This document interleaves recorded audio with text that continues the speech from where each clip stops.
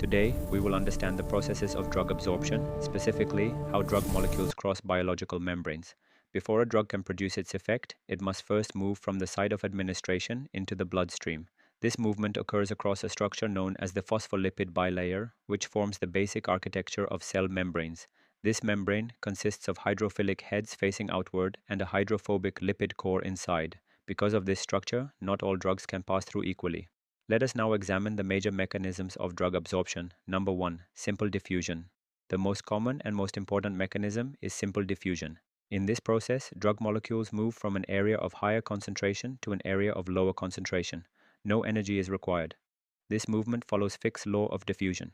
Lipophilic, non-ionized drugs cross easily through the lipid core of the membrane. The greater the concentration gradient, lipid solubility, and surface area, the greater the rate of absorption. Most orally administered drugs are absorbed by this mechanism. Number 2. Diffusion of ionized drugs, pH-dependent diffusion. Many drugs are weak acids or weak bases. Their ability to cross membranes depends on their ionization state. The unionized form of a drug diffuses more readily across lipid membranes, while the ionized form crosses poorly. This process depends on the pH of the environment and follows the Henderson-Hasselbalch principle. For example, weak acids are better absorbed in acidic environments, while weak bases are better absorbed in alkaline environments. Number 3. Facilitated diffusion. Facilitated diffusion is a carrier-mediated process. Here, the drug binds to a specific membrane protein and is transported across the membrane. No energy is required, and movement still occurs down the concentration gradient. However, unlike simple diffusion, this process is saturable and may show competition between drugs. An example is glucose transport. Number 4.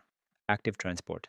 Active transport also involves carrier proteins, but unlike facilitated diffusion, it requires energy, usually in the form of ATP. This mechanism can move drugs against the concentration gradient, from low concentration to high concentration. It is selective, saturable, and can be inhibited by competing substances. An example includes the transport of levodopa and certain amino acids. Number 5. Pore transport.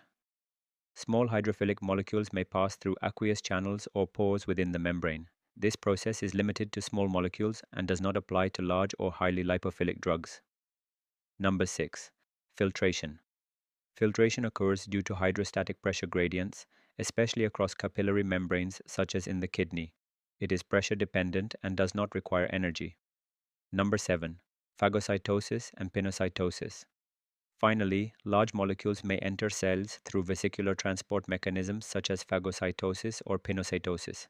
This is a minor pathway for most drugs but is important for certain macromolecules. Subscribe for more videos.